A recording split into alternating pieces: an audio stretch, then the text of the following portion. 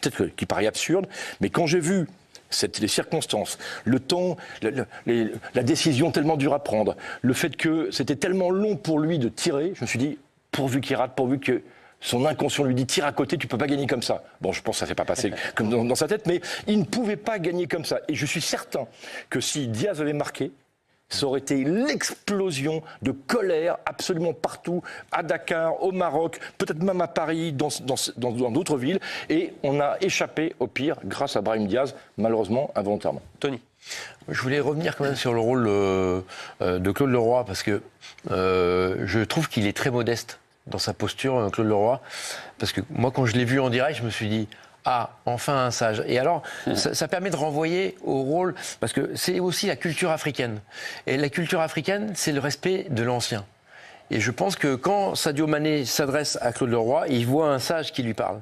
Et quand les autres joueurs dont vous avez parlé, que ce soit Mamadou Niang ou El Hadji Diouf, vont les voir, voilà, on écoute les anciens. Et peut-être que là se joue quelque chose culturel aussi dans l'écoute qu'on porte aux anciens et la sagesse. Peut-être, c'est même certain. Je veux dire, franchement, c'est exactement ça. C'est-à-dire que moi, Claude, je le connais très bien. C'est-à-dire que dès que vous voyez la relation qu'a Claude Leroy avec les Africains, en tant qu'Européens, on peut pas la comprendre. C'est-à-dire qu'il y a une admiration absolue pour Claude Leroy, et je pense, et un respect par rapport à tout ce qu'il a fait en Afrique, qui fait que sa parole, je pense que nous, on ne peut pas la comprendre. Je pense qu'un joueur français ne se comportait pas de la même manière avec Didier Deschamps, le jour où il sera plus sélectionneur de l'équipe de France, ou Aimé Jacquet. Ça n'a rien à voir. C'est-à-dire qu'il a une statue qui n'est pas dans notre éducation et qui fait qu'en fait, dès lors qu'il dit ça, bah, c'est une vérité et que forcément il faut se ranger derrière lui,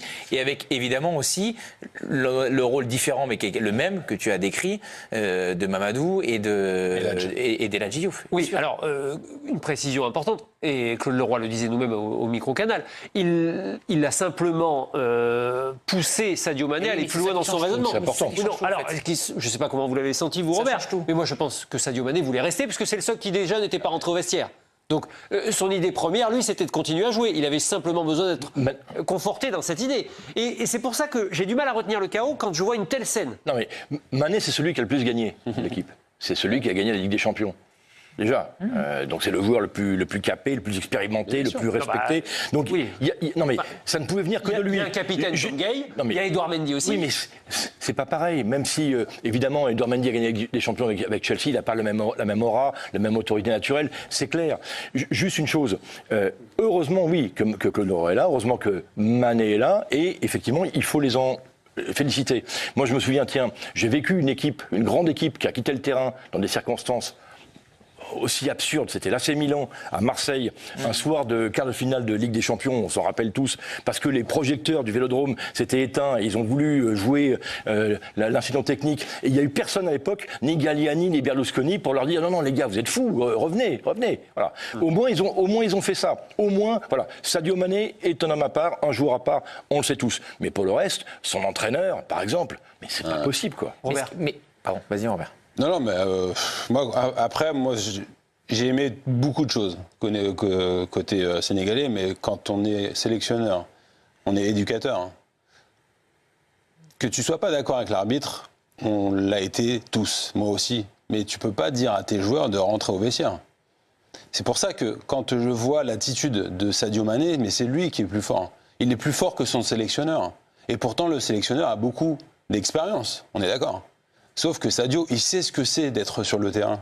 Il sait que là, c'est une finale. Il sait qu'il y a un pénalty qui a été sifflé contre sa sélection, sauf que lui, c'est le capitaine. Lui, c'est la locomotive et c'est lui qui donne le meilleur exemple. C'est pour ça qu'il y a des images où on le voit sur le terrain, mais parce qu'il est tout seul. Parce qu'il sait que ce que sont en train de faire ses coéquipiers, c'est pas bien. C'est gravissime. C'est gravissime. Tu peux pas faire ça. T'as pas le droit de quitter. Que tu sois, encore une fois, que tu sois d'accord ou pas d'accord avec l'arbitre, tu peux pas réagir comme ça. Et heureusement qu'il est là, parce que s'il n'est pas là, je ne sais pas ce qui se passe après. C'est-à-dire que le Sénégal, enfin les joueurs sénégalais restent au vestiaire, mais c'est match terminé.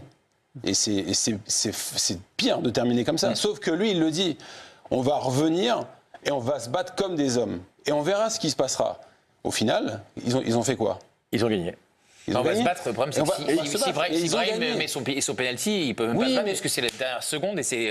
Non, mais il faut faire face. Il faut faire face et il fait face. Tu peux pas, Non, mais tu peux pas dire à tes joueurs, non les gars, rentrez. Mais non. Ce qui est intéressant, juste, pour moi,